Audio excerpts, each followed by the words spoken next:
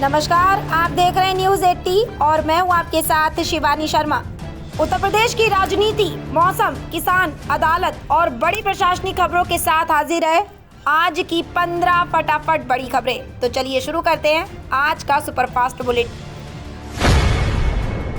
उत्तर प्रदेश सरकार ने बुनियादी शिक्षा में बड़े सुधारों की घोषणा की है। अब प्रदेश के सभी परिषदीय विद्यालय हर वर्ष 25 जून से खुलेंगे, जिससे राष्ट्रीय शिक्षा नीति के तहत 220 शिक्षण दिवस सुनिश्चित किए जा सके। अपर मुख्य सचिव पार्थ सारथी सेन शर्मा ने यूट्यूब लाइव संवाद में शिक्षा का नया रोड मैप प्रस्तुत किया। निपुण मिशन का विस्तार कक्षा 5 तक कर दिया गया है, जिसमें भाषा, अंग्रेजी, गणित और पर्यावरण अध्ययन के स्पष्ट लक्ष्य तय होंगे। 1 जुलाई से स्कूल चलो अभियान का दूसरा चरण शुरू होगा, जिसमें ड्रॉप आउट बच्चों को पुनः स्कूल से जोड़ा जाएगा तथा डीआर जैसी गतिविधियों से पढ़ने की संस्कृति को बढ़ावा दिया जाएगा। उत्तर प्रदेश सरकार ने अवैध और असुरक्षित भवनों में संचालित कोचिंग संस्थानों के खिलाफ बड़ा अभियान शुरू किया है। लखनऊ में अग्निकांड में 15 युवाओं की मौत के बाद पहले ही दिन प्रदेश भर में 84 कोचिंग संस्थानों को सील किया गया। जांच में अग्नि सुरक्षा, आपातकालीन निकास, विद्युत सुरक्षा और भवन मानकों में गंभीर खामियां मिली। कानपुर में 48 इमारतें सील की गईं, जबकि प्रयागराज में खान ग्लोबल और खान IAS सहित कई संस्थानों पर कार्रवाई हुई। सरकार ने सभी जिलों में व्यापक सर्वे के निर्देश दिए हैं और स्पष्ट किया है कि नियमों का उल्लंघन करने वाले संस्थानों पर सख्त कार्रवाई जारी रहेगी। उत्तर प्रदेश में रेल पटरी कारोबारियों को आर्थिक रूप से सशक्त बनाने के लिए PM स्वनिधि योजना के तहत विशेष अभियान तेज किया गया है। ग्राम्य विकास आयुक्त GS प्रियदर्शी ने 17 जिलों के मुख्य विकास अधिकारियों को लक्ष्य पूरा करने के निर्देश दिए।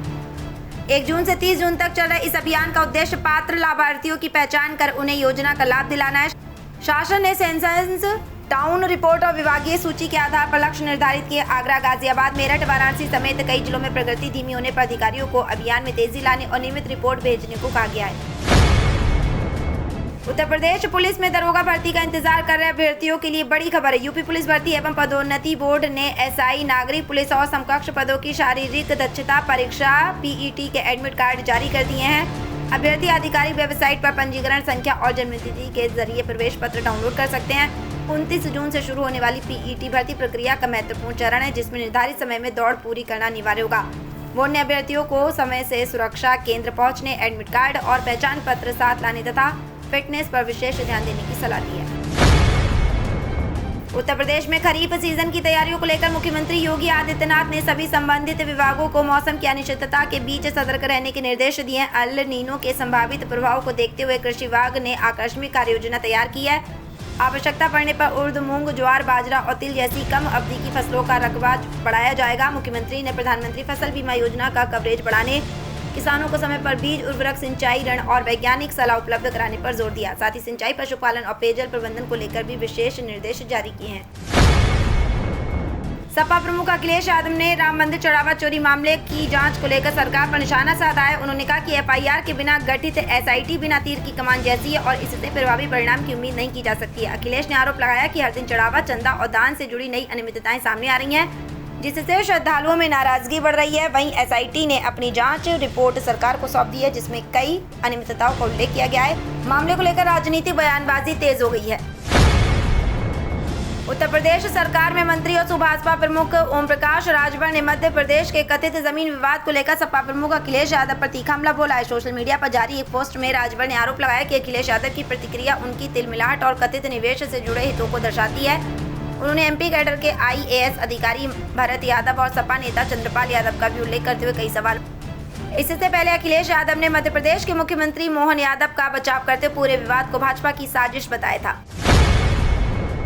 उत्तर प्रदेश भाजपा में संगठनात्मक फेरबदल की अटकलें तेज हो गई हैं। प्रदेश अध्यक्ष पंकज चौधरी के दिल्ली दौरे के बाद जल्द नई प्रदेश टीम की घोषणा होने की चर्चा है। सूत्रों के अनुसार चुनावी वर्ष को देखते हुए संगठन का आकार बड़ा रखा जा सकता है और 2 मौजूदा महामंत्री अपने पद बरकरार रख सकते हैं। महिलाओं की भूमिका में भी बड़े बदलाव के संकेत हैं। कई वरिष्ठ महिला नेताओं की जगह नए चेहरों को जिम्मेदारी मिलने की संभावना जताई जा रही है। साथ ही 6 नए क्षेत्रीय अध्यक्षों की नियुक्ति भी जल्द हो सकती है, जिनके नेतृत्व में आगामी संगठनात्मक कार्यक्रम संचालित होंगे। उत्तर प्रदेश में गन्ना क्षेत्रफल के सत्यापन के लिए 20 जुलाई से बड़ा अभियान शुरू किया जाएगा। गन्ना विभाग स्मार्ट गन्ना किसान पोर्टल पर दर्ज आंकड़ों का भू राजस्व अभिलेखों से मिलान करेगा। इसके लिए विशेष सॉफ्टवेयर विकसित किया गया है और सत्यापन कार्य 30 अगस्त तक चलेगा। गन्ना आयुक्त मिनिस्ट्री S के अनुसार इस प्रक्रिया में कल्टीवेबल लैंड एरिया, CLA की जांच की जाएगी ताकि वास्तविक और दर्ज आंकड़ों में समानता सुनिश्चित हो सके। पिछले वर्ष अधिक शिकायत वाले क्षेत्रों पर विशेष निगरानी रखी जाएगी और संबंधित कर्मचारियों को प्रशिक्षण भी दिया गया है। राष्ट्रीय शिक्षित समाज पार्टी के अध्यक्ष स्वामी प्रसाद मौर्य ने गाजीपुर में एक कार्यक्रम के दौरान भगवान राम और बजरंगबली पर विवादित टिप्पणी कर राजनीतिक हलचल बढ़ा दी है। उन्होंने कहा कि बजरंगबली को छोटा बंदर मानना अज्ञानता है और सूर्य को निगलने जैसी मान्यताएं तर्क संगत नहीं हो सकती। मौर्य ने धार्मिक कथाओं को विज्ञान और तर्क की कसौटी पर परखने की बात कही। इसके साथ ही उन्होंने अयोध्या राम मंदिर चढ़ावा चोरी मामले का जिक्र करते हुए भगवान राम की शक्ति पर भी सवाल उठाए। उनके बयानों पर एक बार फिर राजनीतिक और सामाजिक विवाद तेज होने की संभावना है। 2027 उत्तर प्रदेश विधानसभा चुनाव से पहले सपा और कांग्रेस के बीच गठबंधन की मजबूती पर सियासी बहस तेज हो गई है। अखिलेश यादव ने एक इंटरव्यू में कांग्रेस की जमीन पर कमजोर मौजूदगी का दावा करते हुए कहा कि 403 सीटों में से 350 सीटों पर उसका प्रभाव सीमित है। इससे सीट बंटवारे को लेकर तनाव की अटकलें बढ़ गई हैं। वहीं कांग्रेस नेता इमरान मसूद ने जवाब देते हुए कहा कि पार्टी भीख मांगने के बजाय बराबरी के आधार पर बातचीत करेगी। दोनों दलों के बयानों से गठबंधन की भविष्य की दिशा को लेकर अनिश्चितता और चर्चा दोनों बढ़ गई है। उत्तर प्रदेश में भीषण गर्मी के बीच बिजली आपूर्ति व्यवस्था को लेकर सरकार ने बेहतर प्रदर्शन का दावा किया है। मुख्यमंत्री योगी आदित्यनाथ के नेतृत्व में ग्रामीण और शहरी क्षेत्रों में निर्बाध बिजली आपूर्ति सुनिश्चित की जा रही है। UPPCL के अनुसार ग्रामीण इलाकों में 20 से 24 घंटे तक बिजली सप्लाई मिल रही है, जबकि कुछ जिलों में ये लगभग पूरे दिन जारी रही। 23 जून को प्रदेश में 32,405 मेगावाट की रिकॉर्ड पीक डिमांड पूरी की। सरकार का कहना है कि 2017 से पहले जहां ग्रामीण क्षेत्रों में औसतन 8 से 11 घंटे बिजली मिलती थी, वहीं अब स्थिति में बड़ा सुधार हुआ है और लगातार मॉनिटरिंग की जा रही है। राम मंदिर चढ़ावा चोरी मामले की जांच में SIT ने प्रारंभिक रिपोर्ट शासन को सौंप दी है, जिसमें बड़े पैमाने पर अनियमितताओं और चोरी के संकेत मिलने की बात कही गई है। रिपोर्ट में CCTV फुटेज से छेड़छाड़, गणना प्रक्रिया में हेरफेर और कमीशनखोरी के आरोपों का उल्लेख है। SIT ने करीब 25 से 30 लोगों की भूमिका पर संदेह जताते हुए FIR दर्ज करने की सिफारिश की है। ट्रस्ट के कुछ पदाधिकारियों, कर्मचारियों और संबंधित लोगों की भूमिका पर भी सवाल उठाए गए हैं। रिपोर्ट को गृह विभाग के जरिए मुख्यमंत्री को सौंपा जाएगा और आगे विस्तृत जांच जारी रहेगी। लखनऊ में हुए भीषण अग्निकांड में 15 लोगों की मौत के बाद उत्तर प्रदेश के उप मुख्यमंत्री ब्रजेश पाठक ने 25 जून को अपना जन्मदिन न मनाने का निर्णय लिया है। उन्होंने शोक संदेश जारी कर कहा कि इस दुखद घटना ने उन्हें गहराई से प्रभावित किया है। ब्रजेश पाठक ने कहा कि जब मासूम बच्चों की जान गई हो, ऐसे समय में उत्सव मनाना उचित नहीं है। उन्होंने ये दिन दिवंगतों की स्मृति और शोक संतप्त परिवारों के प्रति संवेदना को समर्पित करने की बात कही। साथ ही घायलों के शीघ्र स्वस्थ होने की प्रार्थना भी की। और 25 जून 2026 को पश्चिमी उत्तर प्रदेश में मौसम आमतौर पर मानसून की शुरुआत के चरण में रहने की संभावना। इस समय क्षेत्र में तेज गर्मी के बाद उमस और बादलों की आवाजाही बढ़ सकती है।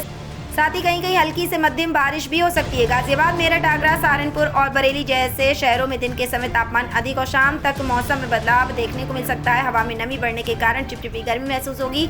स्थानीय स्तर पर गरज चमक के साथ बौछारें पड़ने की भी संभावना रहती है, इसलिए मौसम बदलता हुआ और अस्थिर रह सकता है। तो ये थी आज की 15 फटाफट खबरें। अगर आपको वीडियो पसंद आया तो वीडियो को लाइक, शेयर व कमेंट जरूर करें। धन्यवाद।